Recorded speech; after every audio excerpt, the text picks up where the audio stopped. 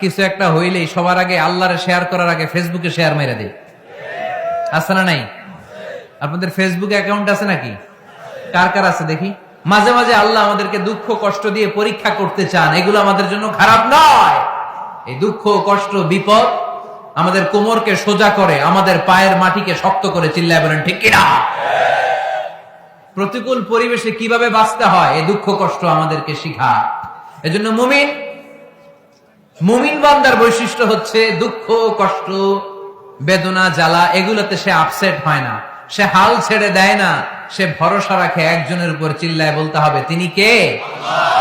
কারণ মুমিন জানে রাত্রি যত গভীর হয় অন্ধকার তমানিসা ভেদ করে সুবহে সাদিক হয়। মুমিন জানে গর্ভবতী নারীর পেটের ব্যথা যেই দিন বাড়তে থাকে ওই দিনই নতুন মেহমান আগমনের সময় ঘনাতে থাকে। মুমিন জানে তার জীবনে দুঃখ কষ্ট বিপদ যত বাড়তে থাকে সুখের দিন কাছে আসতে থাকে।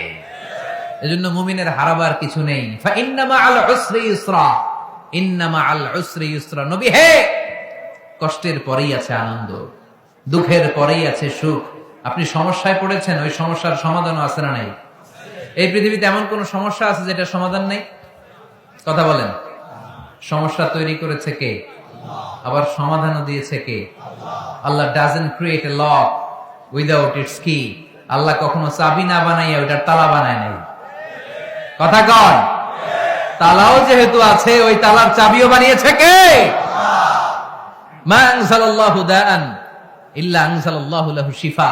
আল্লাহ দুনিয়ায় এমন কোন রোগ পাঠায় নাই যেই রোগের ঔষধ বানায় নাই, এমন কোন রোগ নাজিল করে নাই যেই রোগের কোন চিকিৎসা বানায় নাই, হয়তো সেটা আবিষ্কার হয় নাই। অনেকে ক্যান্সারের কথা বলতে পারেন যে হুজুর ক্যান্সার এমন রোগ, এই ক্যান্সার তার নাই কোনো অ্যান্সার, কিন্তু বিজ্ঞানীরা বলতেছে এটারও অ্যান্সার আবিষ্কৃত হচ্ছে। সুবহানাল্লাহ কইবেন না? কিছু কিছু ক্ষেত্রে হয়েও গিয়েছে। এজন্য দুঃখের পরেই আছে সুখ, কষ্টের পরেই আছে আনন্দ। এই দুনিয়াটাই এরকম, কষ্টের পরই আনন্দ। দেখবেন তারাবির নামাজ 20 রাকাত পড়তে কষ্ট লাগে না? কোমরে ব্যথা, হাঁটুতে ব্যথা, কিন্তু 20টা রাকাত যখন শেষ করে মসজিদ থেকে বের হই একটা আনন্দ আছে না নাই? কষ্ট করে পরীক্ষার জন্য প্রিপারেশন নিলেন আপনি কয়েক মাস, কিন্তু ফলাফল যখন ভালো হয় তখন একটা আনন্দ আছে না নাই?